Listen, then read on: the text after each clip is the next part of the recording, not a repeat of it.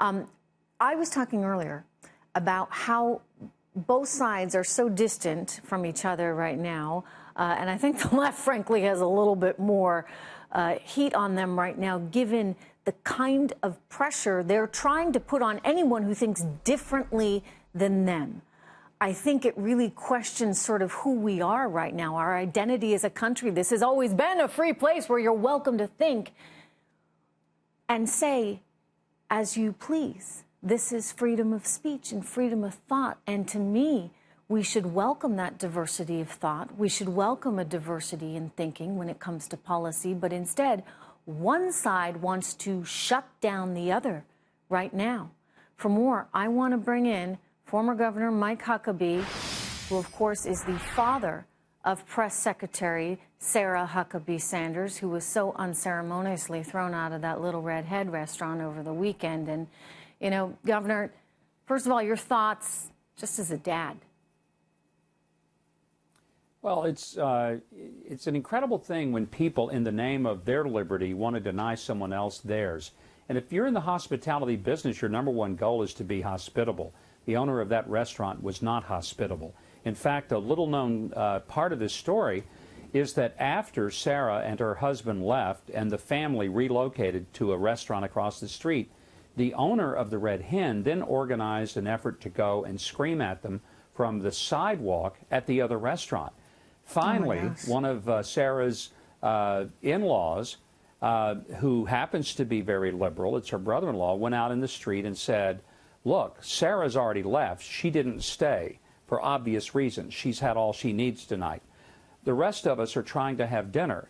I'm a liberal. I'm not a Trump supporter, but you guys aren't helping our cause. So it wasn't just what happened in the Little Red Hen restaurant. It's what happened ongoing by the owner of that restaurant. Here's what I don't understand, Trish. Look, it's real simple. If I owned a restaurant, I'd want to take all the money I could from every conservative because I'd want to take that money and spend it on the things that would make them mad. But I'd treat them respectfully. I'd treat them nicely, because that's what you do. You don't show your hate, your bigotry, your animosity toward people who are your guest. You open your door, you say we're open for business, then you treat people respectfully. It's pretty simple, really. Yeah. Were the kids there? Were your grandchildren there? No, thank goodness. They were with the sitter, and I'm so happy they didn't see that. I'm happy They've seen enough, and they certainly have been subjected to some nasty stuff, and that's unfair. It's unfair to them. You know, they're little kids. They're all under the age of 7. This is absurd. Governor, what does it tell you about our society right now? It's sick. I mean, it's desperately sick. And you know, there's all these people who are trying to say, oh, well, you know, they deserve it. Nobody deserves to be treated like this. If you want to go to a public meeting where, let's say, Sarah's speaking at a university of campus, and you want to, you know, speak out or even heckle her, that's one thing. But to take on people when they're having a meal with their family, which happened to her, which happened to Kirsten Nielsen, that's really ridiculous. And Maxine Waters is asking for it to happen to more people. Terrible. Yeah. Terrible. Yeah. I mean, I don't get. Public official.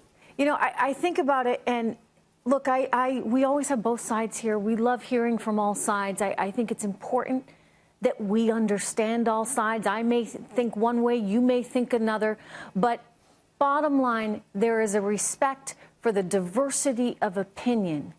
And what bothers me so much right now is that there is no respect from one side to the other right now, and it's bordered on lack. It's no longer just lack of respect, Governor. It's getting, in my view, a little dangerous, because if your daughter can't go out with her family and be a normal citizen, if Maxine Waters wants everyone who works for the president to be attacked viciously, then what are we left with? Well, I'll tell you what we're left with. We're left with a country that nobody's going to want to serve in a public capacity. Why would they? The pay's not as great as it is in the private sector, and then to get screamed at, yelled at, and then have someone like Peter Fonda threaten to say, I wish somebody would come to your home, break into your house, and kidnap your children.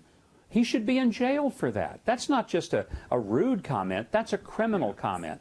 That's the kind of thing somehow that we it's should okay. not They think tolerate it's okay to say these things. Just lastly before I go, Governor, because I know, you know, she's still your little girl and you're her dad. Do you worry about her right now?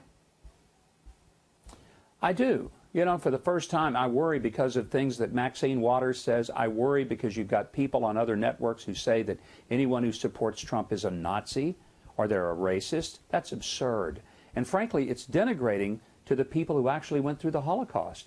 It's incredibly insensitive and disgusting to somehow say that because you support President Trump, that you're a Nazi. I don't know of anyone who supports President Trump who has marched people to crematoriums and murdered 11 million people. Tell me where there's an equivalence there. There isn't one.